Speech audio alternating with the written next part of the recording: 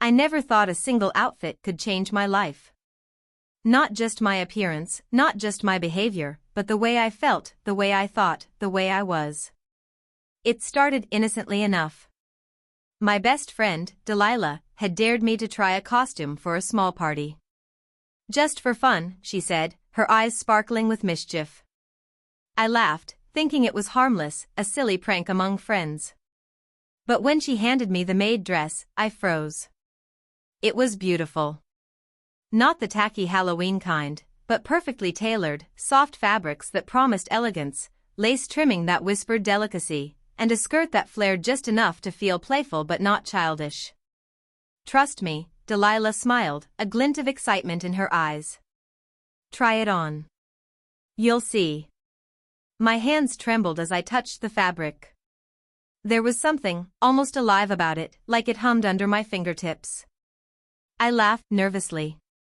It's just a dress, I told myself. Relax. I stepped into the changing room, shutting the door behind me. The moment the fabric touched my skin, I felt different. My body responded in ways I didn't expect. My chest felt warmer, my waist sharper, my legs. I don't know, softer? Taller? The skirt swirled perfectly around my thighs as I adjusted it, and suddenly I wasn't just wearing a costume, I was becoming something else. I caught my reflection in the mirror, and my stomach dropped. The person staring back wasn't exactly me. She was me, but not. The maid outfit accentuated curves I didn't remember having. My hair fell in soft waves over my shoulders, brushing my cheeks in a way that made me blush. My hands looked delicate, elegant, almost feminine.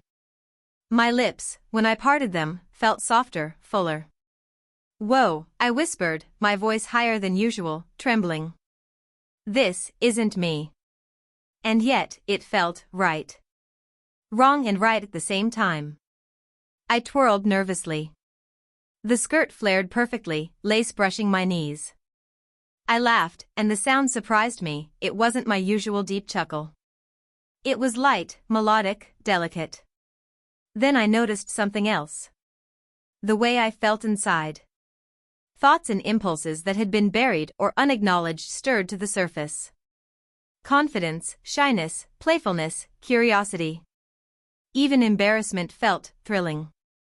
Every movement, every glance, every sway of the fabric brought sensations I had never recognized in myself. I looked at the reflection again, and suddenly the mirror felt revealing. It wasn't just showing my body, it was showing me. Secrets about myself I had never admitted, desires I had never explored, aspects of my personality I had hidden away. This dress, I whispered, almost afraid to finish the thought. It sees me. The realization hit me hard. It wasn't the fabric, the lace, or the fit. It was something deeper. Wearing this dress didn't just change how others would see me, it was exposing who I truly was, quietly, inescapably, in ways I had never faced before. I tried to step back, but it was too late. The reflection, the fabric, the way my body and mind reacted, it had already begun. Delilah, I whispered through the door, voice quivering. I think this dress knows me better than I know myself. And that's when the thrill mixed with fear. A simple dare had turned into an unraveling of everything I thought I knew about me. Every secret, every hidden impulse, every part of my identity began to rise to the surface, all because of a single, delicate maid dress. I took a deep breath, my fingers brushing the lace at my collar, and realized one thing, I couldn't hide from this. Not anymore. The dress had revealed me. And there was no going back. The first time I stepped out in the maid dress, I felt like the entire world had shifted around me. Even the familiar walls of my home seemed different, brighter, sharper, somehow watching. I wasn't just wearing a costume anymore, I was inhabiting an entirely new identity. Delilah had insisted on accompanying me, and I was grateful for her presence. Relax, she said, linking her arm with mine. Nobody here cares about a costume. Just enjoy it. But I couldn't. Every step felt surreal. My skirt swirled around my knees, delicate lace brushing my thighs. I caught glimpses of my reflection in the shop windows, and each time I did, a jolt ran through me. The reflection wasn't just showing me, it was showing the me I had never admitted existed. Even small interactions became tests of self-awareness. The cashier smiled at me, and I felt my cheeks heat. I realized my body reacted differently, my posture straightened, my hands moved delicately, my voice came out softer, almost musical. I stammered my thanks, embarrassed, yet secretly thrilled. "You look different," Delilah whispered, barely audible. I laughed nervously. "Different? I feel exposed." Exposed. That word lingered in my mind. Every glance, every smile, every whisper felt like it penetrated deeper than mere appearance. The dress wasn't just fabric, it was a lens into how others perceived me, how I perceived myself, and how easily boundaries between the two blurred. At home, alone, the feeling intensified. I twirled in front of the mirror again, noticing subtle changes in my movements. My hips swayed naturally, my hands floated with elegance, and my voice carried an unexpected melody when I spoke aloud. It was almost hypnotic, watching myself, feeling myself, discovering parts of me I had long ignored. But there were awkward moments too. I tried to sit at the kitchen table, and the skirt flared, brushing the edge and getting caught. I laughed nervously, but there was a pang of embarrassment, as if even mundane actions were now public performances. The dress forced me to notice my body in ways I had never allowed before. How my waist curved, how my shoulders shifted with posture, how my chest moved subtly as I breathed. Even my hands, delicate, soft, expressive, felt like new tools I had to learn to use. Every motion was both revealing and transformative. At work, things became even more complicated. I hadn't planned on wearing the maid dress outside, but Delilah convinced me it would be fun at the office party. That day, every glance from coworkers felt electric. Whispers followed me, some curious, some incredulous. I felt their attention press against me, and my heart raced. Yet, amid the fear, a strange thrill surged. I realized the dress gave me power through vulnerability. Every embarrassed smile, every hesitant step, every blushing reaction made me aware of myself in ways I had never experienced. I could feel my presence, my femininity, and even my charm unfolding. Back home, I experimented further. I adjusted makeup, styled my hair differently, tried different shoes with the dress. Each choice altered not just my appearance, but my feelings, my confidence, even my thought patterns. I laughed at myself, feeling absurd and yet exhilarated. One evening, I caught my reflection in the window and froze. The dress, the hair, the posture, it had become me. Not a costume, not a role, but a reflection of something hidden, something true inside. My chest tightened, not with fear, but with awe. I realized the maid dress hadn't just exposed my secrets, it had awakened them. I began to speak aloud in front of the mirror, practicing gestures, voice inflections, and movements. Each phrase felt like a revelation. I whispered things I hadn't dared admit even to myself, exploring desires, fears, and curiosities that had remained buried. The mirror didn't judge, it reflected. And in reflection, I began to embrace myself. The dress, I understood, wasn't just a garment. It was a key, unlocking parts of me I had hidden, revealing truths I had denied, and forcing me to confront my deepest emotions. Fear mingled with excitement, embarrassment with curiosity, hesitation with boldness. And through it all, I felt myself growing, learning, evolving. By the end of the week, the dress had become more than fabric. It was a companion, a teacher, a mirror of my inner self. Every movement, every glance, every whispered thought felt heightened. I wasn't just playing a role, I was discovering who I truly was. And deep down, I knew this journey had only begun. After the first week in the maid dress, I began to crave the privacy of my room. Alone, I could experiment without judgment, without whispers, without eyes measuring my every move. It was in these moments that I discovered the true power of the dress, not just how it made me appear, but how it made me feel. I started small. Sitting in front of the mirror, I traced the lace edges with my fingers, feeling the delicate texture. I adjusted the skirt, experimented with posture, and practiced walking around the room. Each movement revealed subtle nuances I hadn't noticed before. The sway of my hips, the tilt of my head, the delicate placement of my hands, all became instruments of expression. "You are different," I whispered to my reflection. "But it feels right." And it did. For the first time, I felt fully seen, even if it was just by myself. The dress reflected my inner self in ways no words could capture. The playful curve of the skirt, the softness of the fabric against my skin, the gentle flutter of lace with each step, it was intoxicating. I experimented with makeup, too. At first, I had only dabbed lightly, but now I studied colors, textures, and highlights. I traced my lips with soft shades, accentuated my eyes with subtle strokes, and felt an unfamiliar pride swell within me when I looked at the transformed reflection. It wasn't vanity, it was discovery. I was learning to express a side of myself that had been hidden, timid, and uncertain. Even my voice began to change. I practiced speaking aloud, softly at first, testing pitch and tone, experimenting with lilts and inflections that felt natural and feminine. When I laughed, it was lighter, more melodic. When I whispered, it carried a new intimacy. The act of speaking, coupled with the dress and gestures, became an extension of my exploration, a secret language that only I understood. But this was more than playful experimentation. I began noticing how my thoughts shifted, how my emotions intertwined with my appearance. Shyness turned into curiosity, embarrassment became exhilaration, hesitation transformed into boldness. Every reflection, every gesture, every private experiment taught me something profound. This identity, this form, wasn't just external, it was a window into my authentic self. One evening, emboldened, I decided to explore beyond my room.